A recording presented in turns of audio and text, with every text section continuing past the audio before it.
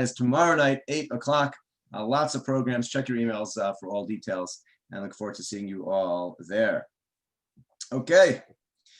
I am now ready to go.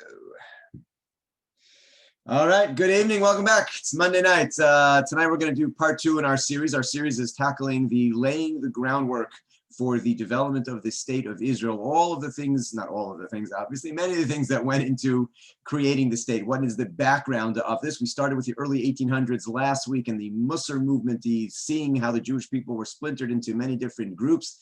And this evening, I should say, we're going to be tackling the story of the Chovevi Tzion, the lovers of Zion, and how that will be, or the groups really that laid the groundwork for it itself, they're laying the groundwork for the first Aliyah movement, what's known as the first Aliyah, the wave of Jews that came in 1870s, 1872, 1873.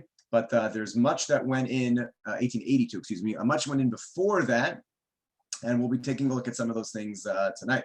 So glad you're here to join in. Let us jump right in. What we're going to be addressing is the shift in the mid-1800s in world Jewish history and the scene of Jewish history and the role that the state, the land of Israel, which will eventually, of course, become the state of Israel, plays in the history of our people. And what I mean by that is, when you look at Jewish history as a whole, there are many characters, there are many different countries which play different roles. And if you were to flip through any book of Jewish history, not every book covers every country throughout every century. Some countries are more central, more important than other countries. Some events are more important. Some centuries are more important. Throughout all of our long history, from the point of the exile in the year 70, until around the 1800s, the land of Israel, as much as it is yearned for, dreamed about, does not play the central role in Jewish history because the Jews simply are not there. There's always a presence there, but the Jewish people are not there. And therefore, when you learn Jewish history and you speak about Jewish history, we speak about the Jews of France and Germany, Spain and Portugal, of course. England has a major role. And then we move to Europe throughout all of the later part of the 20th century, of course. And the land of Israel is always there, but that's not where the majority of Jews live. In the 1800s, there's a shift where onto the scene, the character of the land of Israel, if you were to view it as a character in a film or in a play, becomes a main character. You cannot talk about Jewish history from the year 1850 and on without it being in the context of the land of Israel. And today, obviously, since 1948, it has gotten far more significant than that even. It is now the central role. Everything that goes on in Jewish history is going to be focused on the land of Israel, and the rest of us are just sort of watching and observing that which is taking place. But the main player has clearly shifted now. And that shift begins at this point in history. It's going to have many forms, many waves, many casts of characters, but the state of the land of Israel is going to be a fascinating drama that is not just going to grip the Jewish world, but really the world as a whole. Literally today, we all woke up to the news, the continuing news story of the assassination in Iran of the nuclear scientist. And I just want to mention it just for one point as we begin this story. So of course, nobody knows who actually did it. And of course, we know everybody's pointing fingers at Israel. And as all the news agencies report that Iran is, of course, blaming Israel, they mention because who else has the capability to do that? Who else could have pulled that off? So they sort of shrug their shoulders like, well, it was either the US or it was Israel. How else could this have happened? Now, I'm not here to say who it was. I don't know who it was. I'm not allowed to reveal that publicly, obviously, tonight. But let's just state as a matter of wonder that we live in an era. We're going to start just talking a little bit historically about some of the things that happened in the mid-1850s. What has happened over the last 150 years or so that we've gotten to the point where when something like that happens, it's a given in the world. Well, obviously, where else could that have come from? That alone is a statement just of the fascinating story in Jewish history of the role that Israel and in all of its form plays. And we'll Mirz Hashem get back to just in putting that into the context of what we're addressing.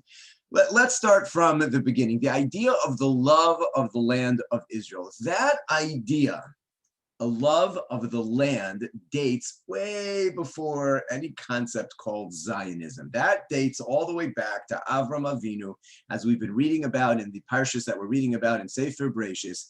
It is the central tenet of every single believing Jew that Hashem has given Avram and his descendants the land of Israel. He promised him to have children as numerous as the stars in heaven, and this land will be yours. There's no ands, ifs, or buts. A believer of Torah Judaism believes, loves, yearns for the land of Israel. We have, as an exiled people for 2,000 years, simply prayed, yearned, desired to go home. We mourn for it every year. We break a glass under the chuppah. We conclude every Pesach Seder, every Yom Kippur, L'Shana Haba Yerushalayim. Loving the land is part and parcel of being Jewish. That's just the way that is. We can't all be there right now, but to love it, to want to be there, to yearn to be there, it's just part of who we are. And we have a concept called Zionism. That, in its early form, was a political term, meaning a political movement for the return of the Jewish people to have their own sovereignty over the land. And that, as we'll get to, God willing, in coming weeks, was filled with many different meanings, massive amounts of controversy amongst many different factions of Jews. So just to distinguish, and one of the things that we're going to do tonight is distinguish the idea of loving Israel dates way back. The idea of trying to come back predates Theodor Herzl, predates the movement of Zionism. And many of the movements that we'll discuss tonight will eventually merge into the movement called Zionism and then disappear. But there was much to discuss before we actually get to Zionism. And it's important that we should be aware of the history of some of the things that actually took place before Zionism became a movement. There was always a Jewish presence in the land. From the time of the destruction until today, there was always Jews living in the land of Israel. It was a small number of Jews. Between the years 500 and probably 1500, when the exiles from Spain began to come, a minute number, probably that you can count in hundreds as far as how many Jews were actually there. And they had all sorts of difficulties, of course. In the years following destruction, most of the Jews, again, the Beis HaMikdash is destroyed, the second one in the year 70, the Jews are exiled. There's small amounts of pockets of Jews left, but eventually they're all dispersed. Whoever was left, the Crusaders, was a long period of time, of course, beginning in 1096 and lasting for over 200 years.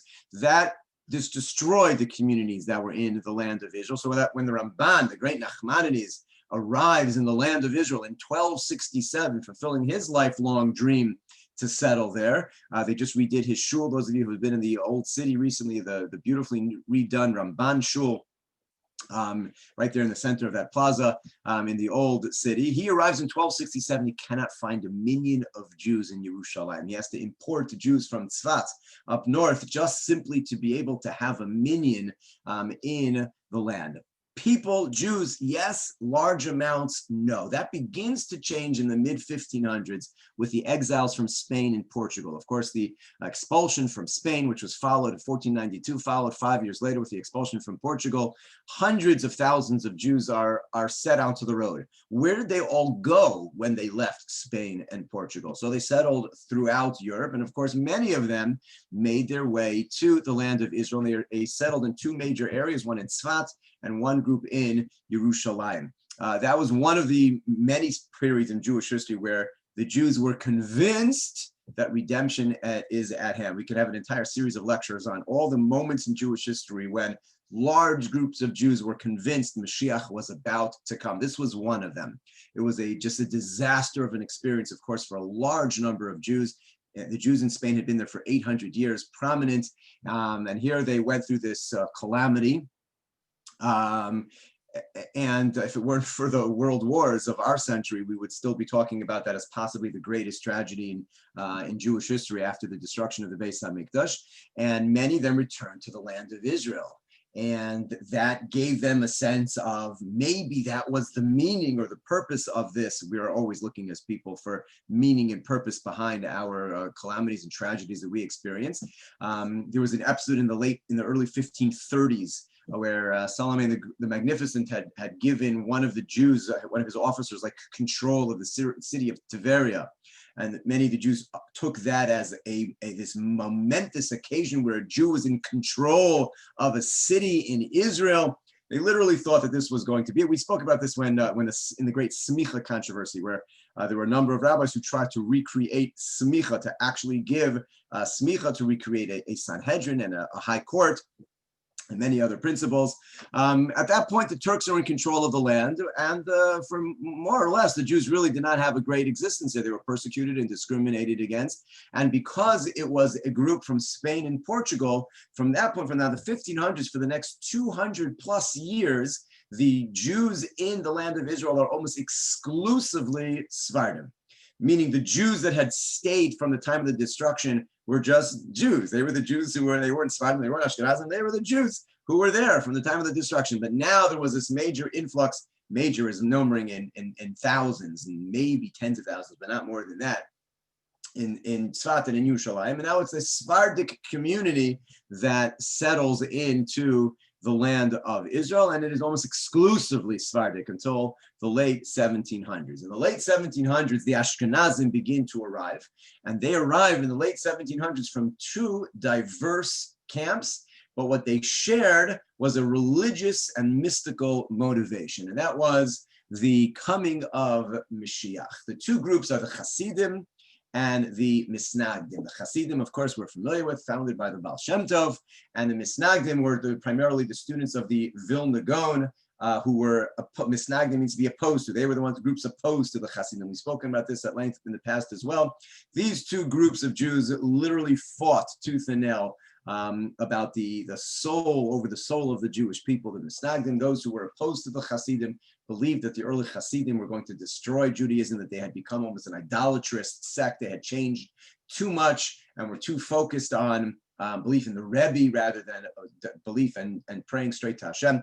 Our Hasidim today, this is just worth noting, are very, very different than the original Hasidim, as is the case in many, many movements. When there's significant opposition to any movement, I spoke about this last week as well with the Muslim movement, when there's a very strong opposition to any movement, what it does is it draws the movement back towards the center and just incorporates many of the positives and cuts away the extraneous things that really can't survive the test of the opposition. And so Hasidus went through that, and what we see today is more or less, if you change the dress, the gap between a chassid and a non-chassid, there are gaps. There's no question about it. I'm not denying that. But it's less than what it was, far less. The Vilna Gaon, for example, forbade his followers to marry a chassid because he believed you were marrying out of the religion. That's how strong it was. But anyway, these two different groups, the Hasidim and the Misnagdim, both arrive in the land of Israel in the late 1700s,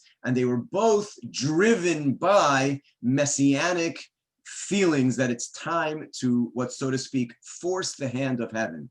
Now, again, just a little historical context. At a certain point, the Jews were exiled, and the exile just goes on and on and on, and it doesn't seem like there's ever an end.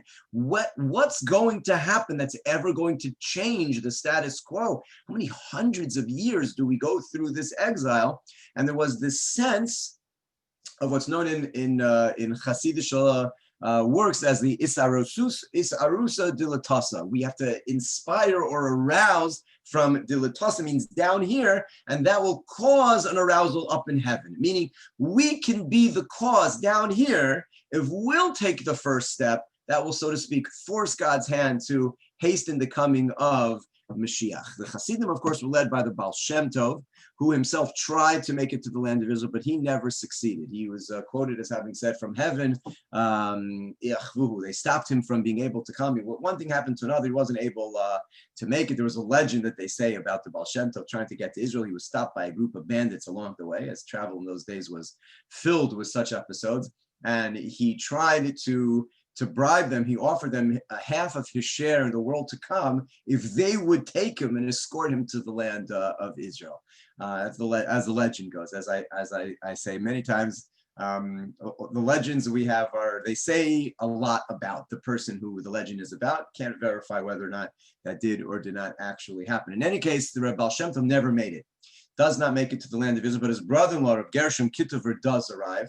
Baal Shem Tov married Reb Gershom's sister in around the year 1742. So mid-1700s, we now have from Ashkenaz Hasidim coming to the land of Israel. And he obviously came with a group of families and followers. He originally lands in Hebron. And then by 1753, we find him already founding one of the first Ashkenazic communities in Yerushalayim. So this is now 250 years after the expulsion from Spain and Portugal, 250 years of Sephardic presence in Yerushalayim and in Tzfat.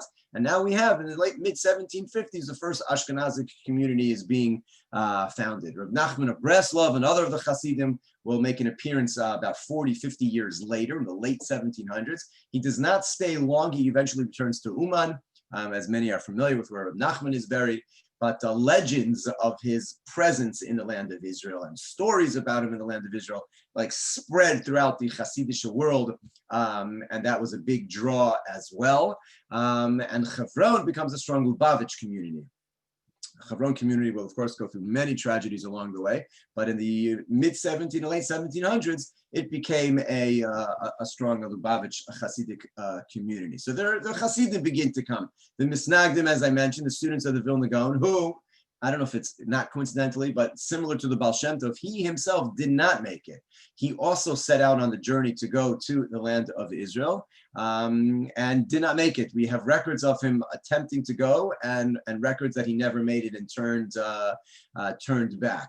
But, again, and I just stress this, these are the Ramban, the Vilna Gaon, the Baal Shem Tov. The desire to return to the land of Israel has preceded the concept of the term Zionism. This is an old, from Avraham Avinu, the desire to go back. But his students, Rabbi Menachem and Rabbi Yisrael of Shklov, they both did make it to the land of Israel with their families and followers in the early 1800s, and they begin now a Misnagdish community, Ashkenaz community in the land of Israel. Now, again, despite the fact that the Misnagdim and the Hasidim were at each other's throats in Europe, in Israel, they were so small and life was so difficult, it bonded them together, these two groups which couldn't get along in Europe, but in the new land, in the homeland of Israel, found a way to become one Ashkenaz community while they were there. These early years, let's say from around 1750 to 1850, these 100 years was a very difficult time for those who arrived in the land of Israel. I've quoted Rabbi Wein before as saying it was pretty much a place to go to die. That's what the land, there was no economy. It was not a place to raise children. Schools were just, you didn't have the systems that you needed to raise a family. So there were a few Jews who were the real pioneers who went and established communities, but it was small in number. And if anything, people would go there as they were aged, older. If they wanted to die, being buried in the land of Israel is a tremendous merit, as discussed in the words of the sages many, many, many times. So people would go there in those days. Today we live in a day, in an era where after 120 years, if a person desires to be buried in Israel, so they could live their life wherever they want in the exile, and it costs a few $1,000s. You could be flown and buried in Israel. You don't have to go there. In those days, you were buried where you died. There just wasn't an option to do anything other than that. So if a person desired to be buried in Israel, they wouldn't move there at the end of their life, and that's where they would die. These groups of Jews, in these hundreds of years, in the 100 years, 1750, 1850, are motivated. They sense we can do something. We could force God's hand. We could begin to build the community and bring the Messiah. Had a tremendous amount of determination and persistence. Just the tenacity that was necessary is very hard to describe what life was like. And this is, of course, not to take anything away from the chalutzim of the early 1900s. We've all seen pictures and black and whites and short videos. Not to take anything away from what the early settlers did in the early 1900s, just to say there was 150 years of Jewish community in the land of Israel as we began to come back even before that. Travel through Europe in 1750 to 1850, not simple at all. They arrive in a new climate, new disease, no economy, lack of food, and all of these Ashkenazim now have to deal with a new antagonist, that being the Arabs. The Ashkenazi Jews arriving, they've been dealing with the Russian Tsar and the Christians and all of the problems that plague Jewish history in Europe throughout the years, which, an enemy that is an enemy you can deal with.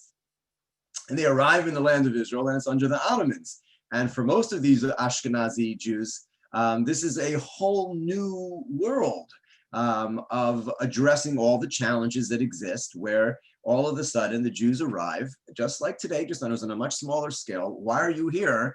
Well, we believe this is our homeland, and you're dealing with the Ottomans. The Ottoman Turks are in control, and they've been in control for several hundred years, and probably don't appreciate anyone coming and saying, this is our homeland. And that was a very difficult period of time, obviously.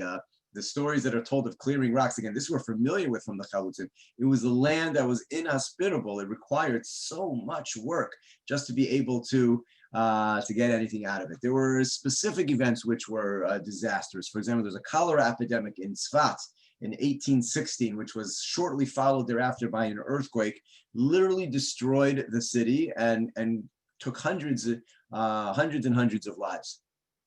Just as an example, this Rabbi Yisrael Shklov, which I mentioned, the student of the Vilna Gaon, who settled in Tzfat, wrote a sefer called the Pas HaShulchan. Literally means the bread of the table. And it's a takeoff of the Shulchan Aruch. The Rabbi Yosef Cairo wrote the major work on Jewish law called the Shulchan Aruch, which means a set table, which is the term he used for I'm going to lay out in front of you everything that you need. So several hundred years later, he wrote that in the 1500s. So Rabbi Yisrael Shklov now returns to the land of Israel, and he wrote what's called the Pas HaShulchan, the bread of the table, which was a work on the agricultural halacha, which had not been practiced in literally hundreds and hundreds of years, because the land of Israel has its own unique series of agricultural laws. It's not even included in the Shulchan Aruch. You can't find these laws in the book of Jewish law because it wasn't relevant to the Jews living in Europe. So he set out to write a monumental work, which became, this is in the early 1800s, which would become the centerpiece of today in Israel. This is already dealt with for 200 years. But this was the first work bringing up to date with all the agricultural things going on, the laws that were needed, which would be followed by about 50, 60 years later, parenthetically, Rabbi Michal Epstein, who wrote a sefer called the Orach HaShulchan, which was an abridged version of a book of Jewish law. So he wrote, and again, Rabbi Michal dies in 1908, so he's writing in the late 1800s, a Orach HaShulchan Ha'asid, the future book of law that we need, in which he's addressing all the laws that are going to be in existence when the Jews return to the land of Israel, agriculture, the Beit HaMikdash, the Sanhedrin, the High Court. These works were being written. It was being addressed because the Jews were beginning to trickle back, and it was becoming relevant. But in any case, what I wanted to share was that Rabbi Yisrael, who wrote again the Pas HaShulchan, the bread of the table, in Tzfat, in his introduction, writes about Yisurei Eretz Yisrael, the suffering of settling the land of Israel. The Gemara, which he notes, the Talmud says, Shlosha Dvarim, 3 things are acquired only with Yisur. And you can only acquire 3 things through hard work, through suffering, through difficulty. The 3 things are the land of Israel, Torah, and Olam Haba. You can't acquire those 3 things if you don't put in the effort, and it's going to come at a cost to acquire those 3 things. They're not free, so to speak, the Talmud says. So the land of Israel is one of the things that can only be acquired through Yisur and through difficulty. So he writes that in the cholera epidemic of 1816, I think it was, if I have the date correct, yeah, 1816. So he wrote that he lost his wife and all of his children but one to cholera. His entire family was wiped out, his wife and all of his children, and one daughter survived. And then that daughter was killed in the earthquake that happened shortly thereafter. And he literally writes how he had to flee to Yerushalayim with nothing. And I had manuscripts. Forget the man. I have nothing but the shirt on my back as I flee from Tzfat to move now to Yerushalayim. And so I mentioned just as there was a level of personal suffering and difficulty that the Jews that were there, which is just unimaginable in the era that they are in. There was a strange quirk in history that Rabbi Wein points out, or Rabbi Wein, that the Turks agreed to. Now, the Turks were known as the old man of, the sick man of Europe. They were like teetering on being toppled for a long time, as empires are wont to do. It took a long time for them to build what they had, and then they got sick, so to speak, and until it actually fell apart at the end of the First World War. They agreed with the European powers due to the holy nature of Palestine, and probably also due to the fact that they didn't want to be responsible, that the foreign nationals that would come to live in Palestine would be under the protection of their original government. Meaning that the Turks said, if a Jew from Russia moves to Jerusalem, we're not responsible for him. Now, partly that was done to say, like, it's an international area, so you're on your own, and therefore we're not responsible. We don't want Russia being angry at us if their citizens are murdered by marauding bands of that. So it's under the Russians' problem if you come. Now, for whatever the reasons why they did that, what that created was a rather odd quirk in history, because the Russian Jew who immigrated to Israel became protected by the Russian consul, so to speak, in Jerusalem. When he lived in Russia, he was persecuted without end. But now that he's in Palestine, the Russians were most interested in having a foothold, as is today the same story as was many years ago. So the Jew who moves is now protected by the same government that could care less about him when he was back home. And the same was true for the French and the English and the German. All of these Ashkenazi Jews who make their way to Palestine are actually given protection by those original governments. The local Sephardim, who have been there for 300 years, are persecuted by the Turks the same way they had been for 300 years. And this created a very odd balance that the newcomer Ashkenazim actually were in a more honored, protective, and had the ability to flourish to whatever extent they could, more than their much longer tenured Sephardic neighbor who remained under Turkish control and was persecuted as such. It helps explain some of the dynamics that were there. The Turks themselves had all sorts of problems. They were conquered by Egypt in 1831, and then there was a peasant revolution, and it brought it back to the Turks. There's turmoil in the Ottoman Empire, and meanwhile, while all is going on, the Jews during this time slowly trickle in. I just want to share with you. You could look this up on Wikipedia. It's hilarious in some ways.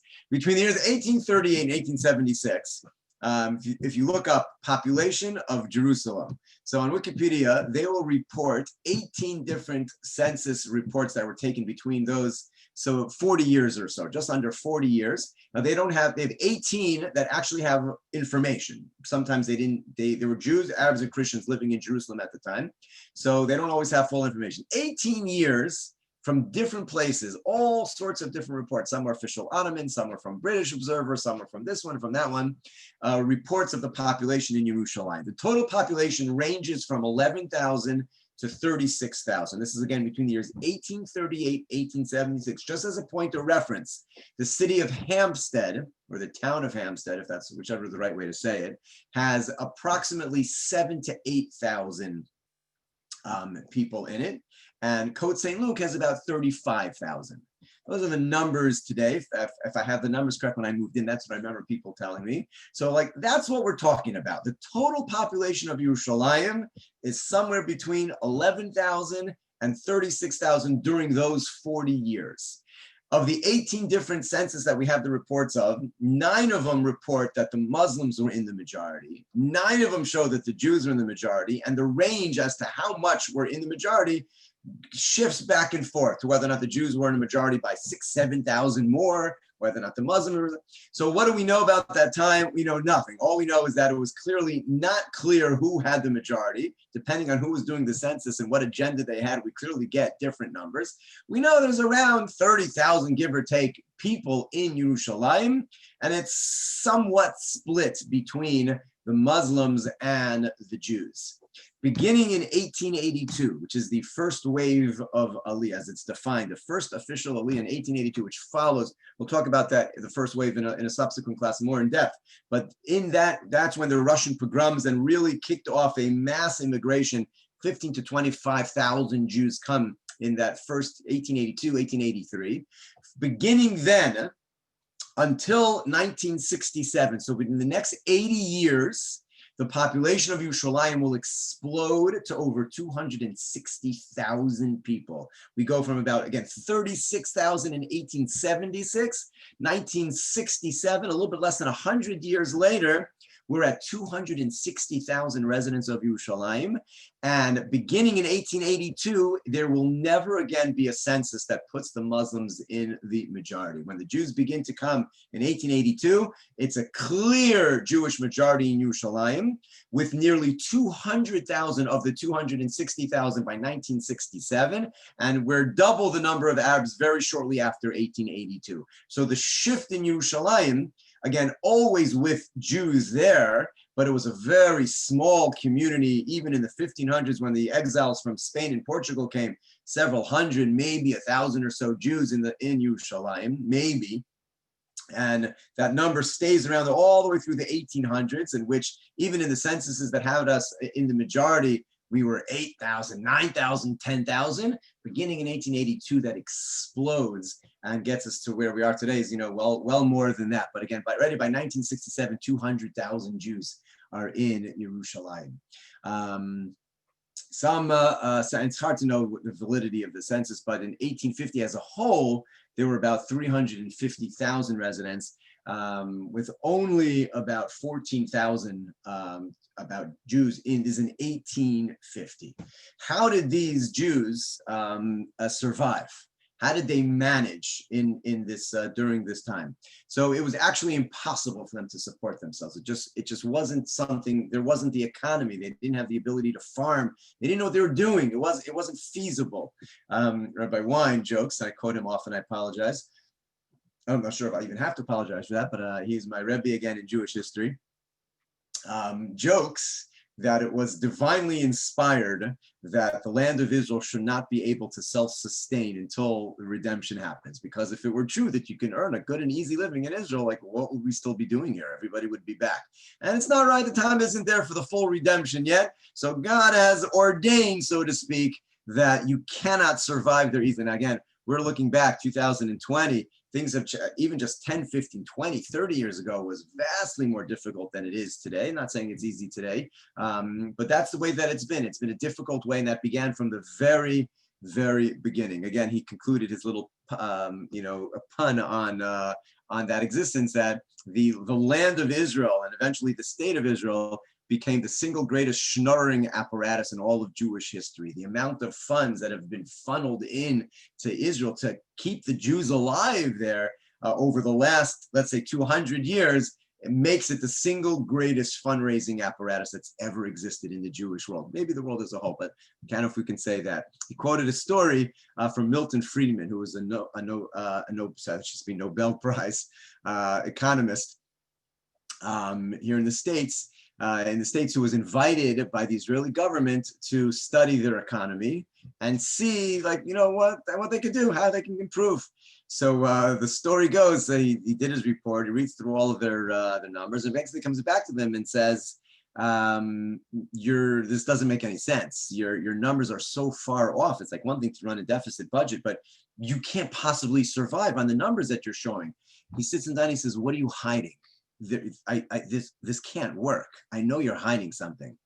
They said, no, we're not hiding anything, but you should just know that every organization does fundraising. They go to the States, they go here. This one, it's like there's an entire underground economy that exists in which individuals and institutions and the government all go out to raise funds to be able to make this thing work. So he said, well, what do you want from me? All the books that I've written, and that doesn't apply to a normal functioning country. I can't help you if that's how we function, and that's how, in a way, we continue to function. It's of note, I remember we pointed this out when the hurricane in Houston took place a couple of years back.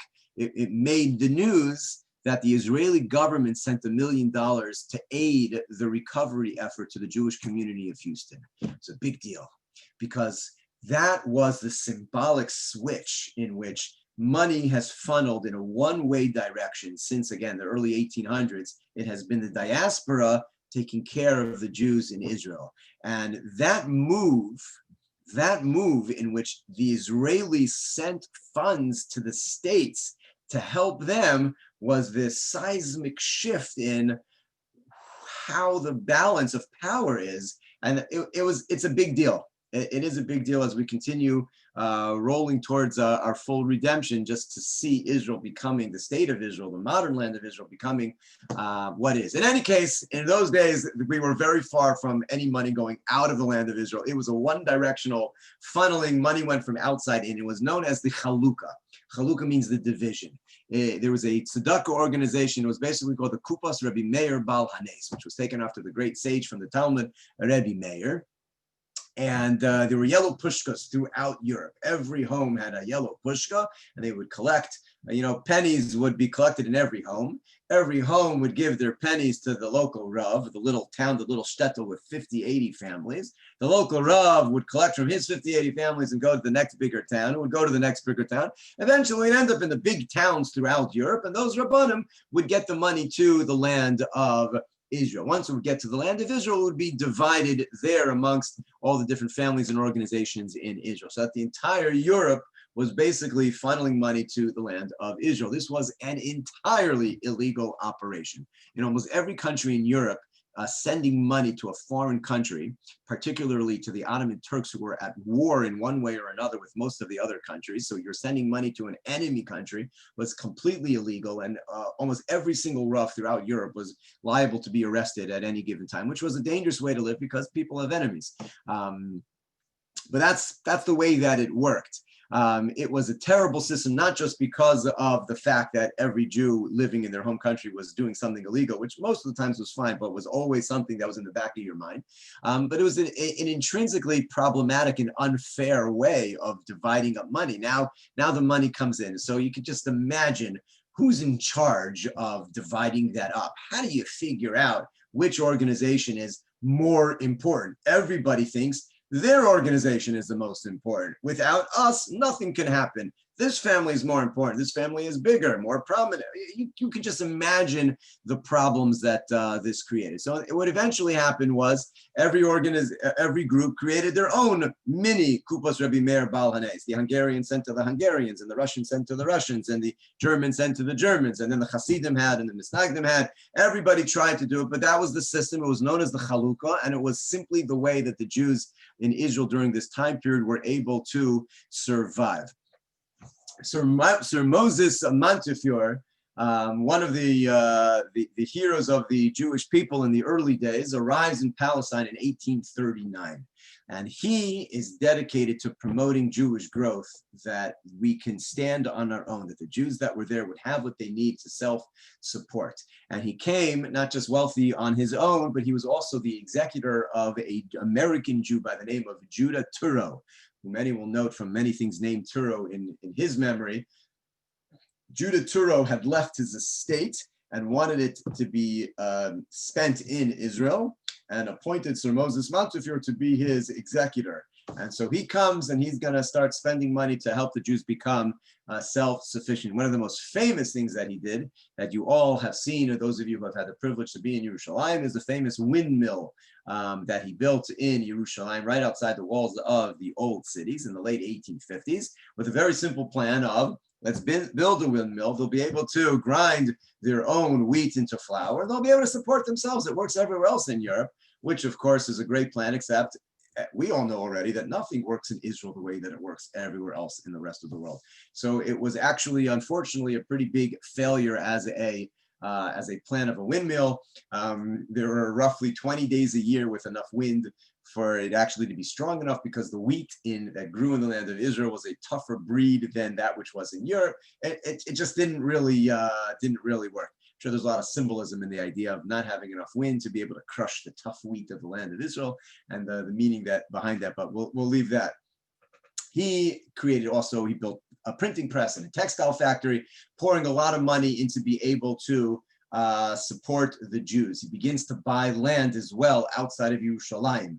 Mishkanot Sha'ananim becomes the very first settlement outside of the wall of the old city in 1860.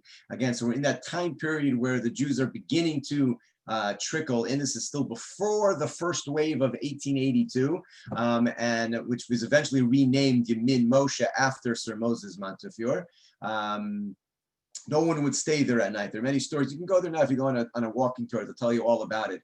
How the Arabs, the local Arabs, it just wasn't a safe place to spend the night. So the Jews would go there during the day. They would open up shops and businesses, but it did not become a residential area because nobody would say. They would go back into the old city walls and live there. And that remained that way for almost 20 years until Nachalat Shiva, the inheritance of the seven, which was named in 1879 of the first 7 families who created a settlement and were able to actually live there. They stayed outside of the walls of the old city, which eventually they developed the Mea Sha'arim and many of the other neighborhoods outside. This is now the beginning of the development of Yerushalayim. Again, we're in the late 1800s, where the Jews are now not only in the walled city, at a clear majority of the old city are Jews, but now already beginning to expand outside of the walls. The Navi, in the Navi of Ezra and Nehemiah, describe in a prophecy of the rebuilding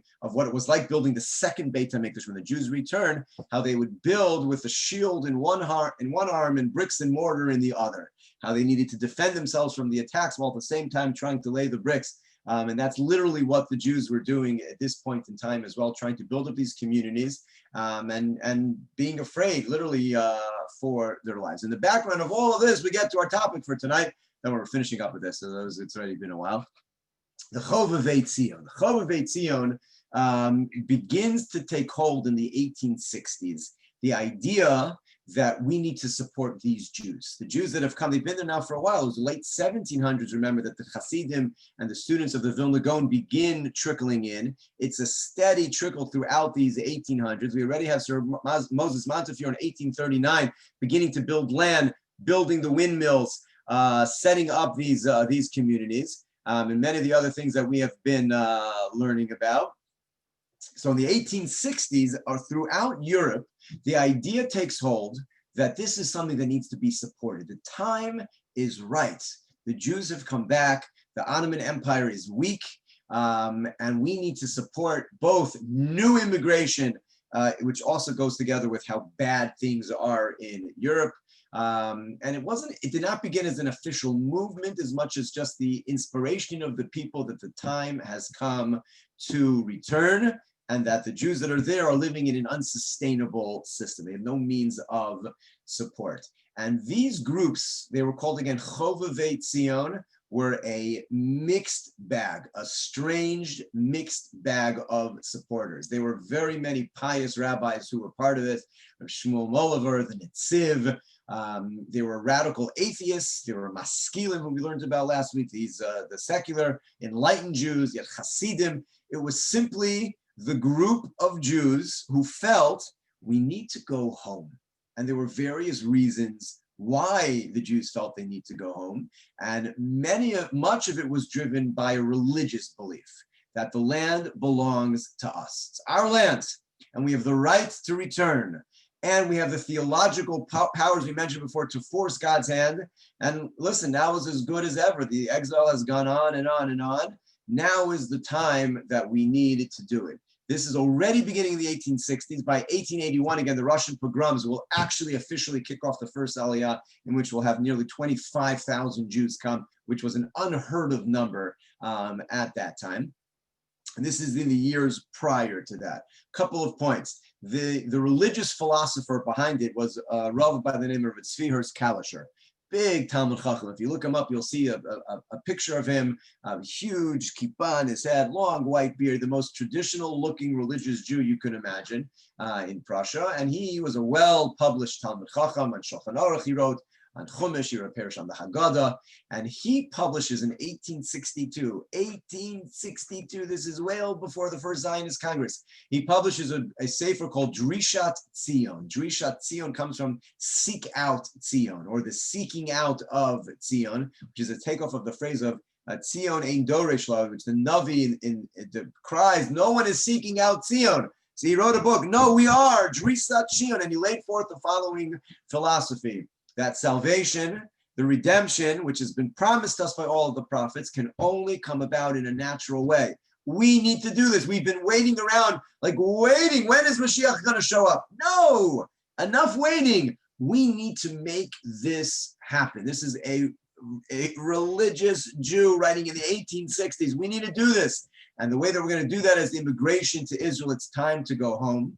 He argued in halacha that it was permitted to bring korbanot, to bring sacrifices in Yerushalayim, which is a major, major halachic discussion well before his time. Already the Rambam, Maimonides in the 1100s already is very involved in such a discussion on various passages of the Talmud and understanding if the Jew, it wasn't relevant, the Jews weren't there. But he said, we need to go back and we can actually go back and bring various offerings. This has to do a lot with the idea of the sanctity of the land of Israel, the sanctity of Yerushalayim, the sanctity of the place of the Beis HaMikdash. The discussion that we have today still about, is a Jew allowed to go onto the Temple Mount, which is a big discussion in many different parties and ideas about it. It all centers on this idea of, is it still considered so sanctified that we could actually bring a sacrifice? So he argued, yes, you can.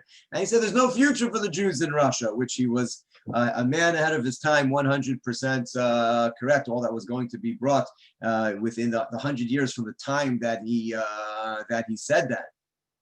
Now, not only did he produce that philosophy of we need to do this on our own with an immigration, he then had his book was a call to action. And he said, we need to raise money, we need to buy and cultivate land in Israel. And we need to he wanted to found an agricultural school, be it in Israel or France, to train young Jews how to be farmers. It's an amazing thing, historically speaking, that in 1862, this is coming out of the religious camp. That's what we need to do. We need to learn how to be farmers again. We need to be ready to go back and buy and cultivate the land. It was the Mikveh Yisrael, which is an agricultural school which existed in Tel Aviv, was founded in 1870. It still exists. You can see where it is today. Was built off of this call of, we're going to do this. We are going to become farmers and buy up the land. And he added one more thing, that we need to form a Jewish military guard for the security of the colony. We need to protect ourselves. The Jews that are there, they're afraid to live in their homes that they're building outside of the wall. We need to produce an army to protect them. That was all coming from the religious camp. Meanwhile, at the same time, there were two secular books which had a great influence on this Chovevi, those lovers of Zion, these organizations that began. Moses Hess was a German philosopher, wrote a book called Rome and Jerusalem. And it wasn't about Rome, ancient Rome. It was about, he wrote, look, what's going on in Rome today. It had been broken down into so many different factions, and they unified themselves. Just like they found a way to come together and unify, we can do this as well. And he also put forth a plan for the Jews to come back to a secular book. It was not religious. And Leon Pinsker wrote a book called The Auto-Emancipation, which was, again, also a secular book about how we can control our own destiny and bring about, wasn't redemption, just bring about a return to the homeland. And these groups were actually brought together by Leon Pinsker officially in the early 1880s into the name, the Chovevi Tzion, to support the return of the Jews under all of these different ideas. And again, what it did is it took all of these different streams that were beginning to form of moving back, of getting things together into one single organization. That organization only lasts until the first Zionist Congress in the early 1900s.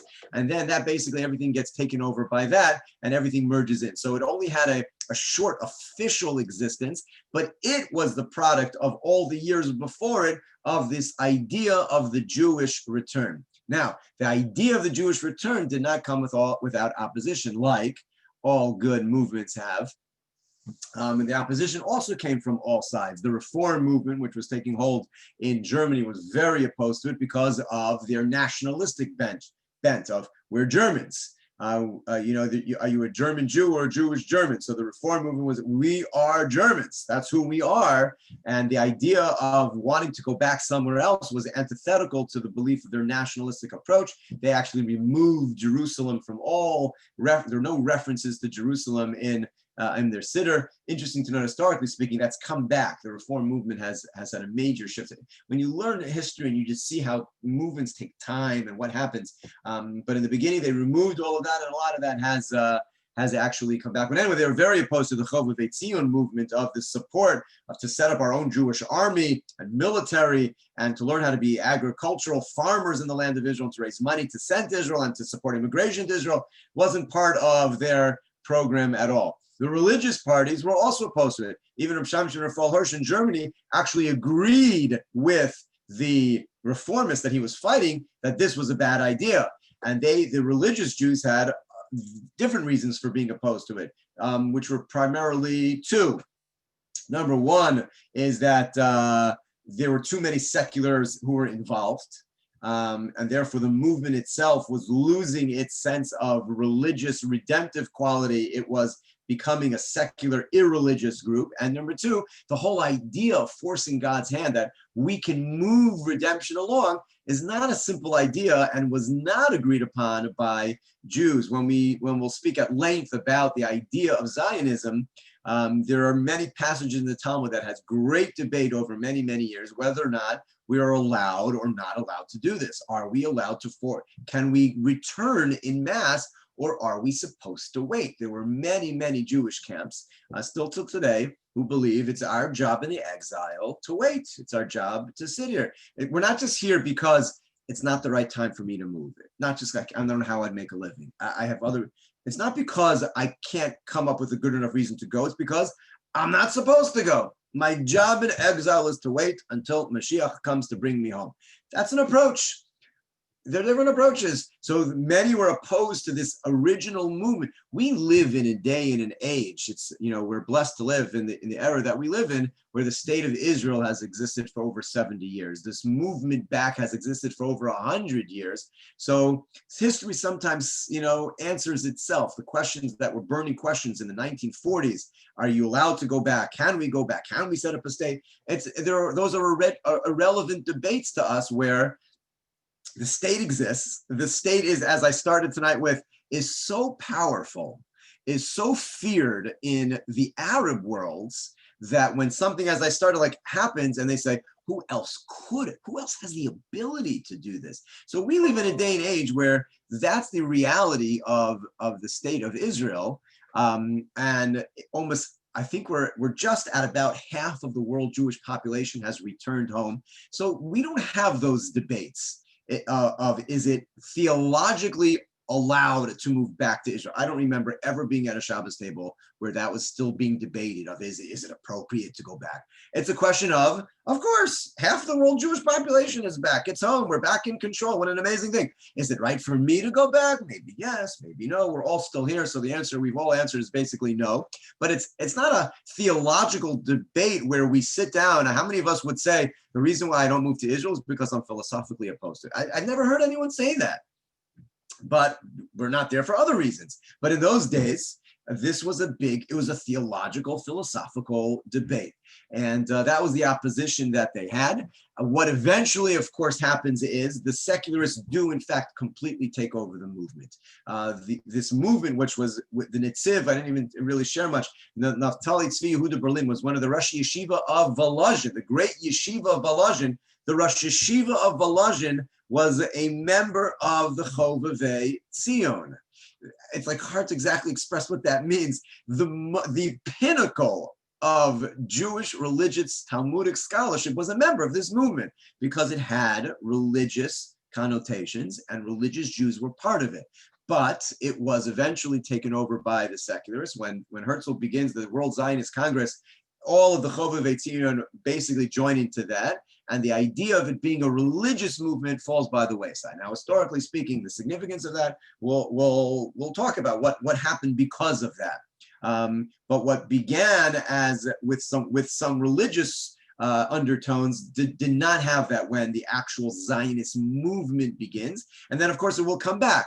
There'll be such a thing called religious Zionists. But the original movement becomes a very secular movement, and all of the religious aspects basically fall by the wayside because it becomes something that they really can't be part of, not because they were philosophically opposed to it, for returning to the land. Returning to the land, again, is a very Jewish idea, but because it wasn't an organization that they were part of. Last thing for tonight, needs to be mentioned, the Baron Edmund Rothschild, who passed away in 1934. He was one of the French Jewish members of the massive Rothschild banking family, many of whom were in England. He was from the French side. In Israel, he's simply known as the Baron Rothschild.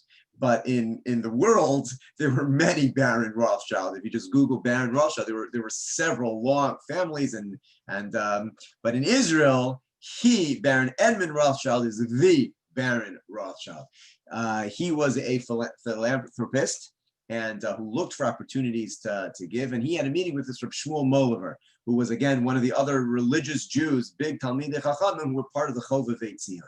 And Reb Shmuel Mohilever has a meeting with the Baron Edmund Rothschild and convinces him of this momentous historical opportunity in the late 1800s that we can reshape the land and buy the land and settle the land. And the Jews are coming back. Again, this is before Zionism was a name.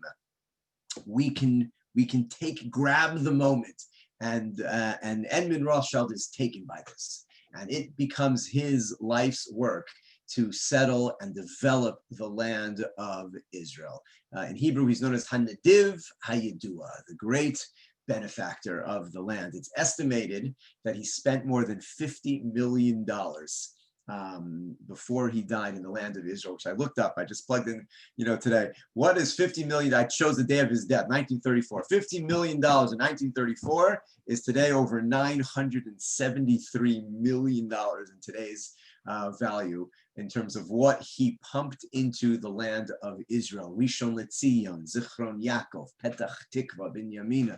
The Carmel Winery was founded by him. And in order to found the Carmel Winery, he founded the first Jewish factory, which produced wine bottles, amongst many, many, many other things that he was involved with. His name, the Rothschild name, is everywhere in the land in Israel. Upon his death, he left a note, a last will and testament of sorts, in which he writes, "I have great thanks to the Almighty that I was given the privilege of participating in helping the Jewish people return to their ancient homeland and have even begun to see the fruits of my labor in my own lifetime." His children, after his death, purchased and financed the Knesset in his honor. In the Knesset today, there is a room downstairs that is dedicated to the Baron Rothschild and all of his many accomplishments in the land of Israel. And that is some of the background of the Chovevi Tzion, the groups that began before the Zionist movement takes hold, the return of the Jewish people's inner yearning to come home, to resettle, to return. And as things get bad in Europe, they come in droves. That's what we're going to learn about Mirz Hashem. We'll talk about many other events. I think we're going to be the Dreyfus Affair, I believe, is the next thing that we'll talk about Mirz Hashem next week, as we begin to this laying the groundwork, all the things that we'll talk about from the late now 1800s to 1948. I'm really going to get to the end of the First World War again this winter. That is the plan, really, just to talk about some of these ideas that went on during this time period, which I personally find just fascinating and great information that we should be familiar with, and appreciate those who really did all of that work in laying the groundwork and sacrificed so much to be able to do so. So that's it for this evening. I'll look forward next week.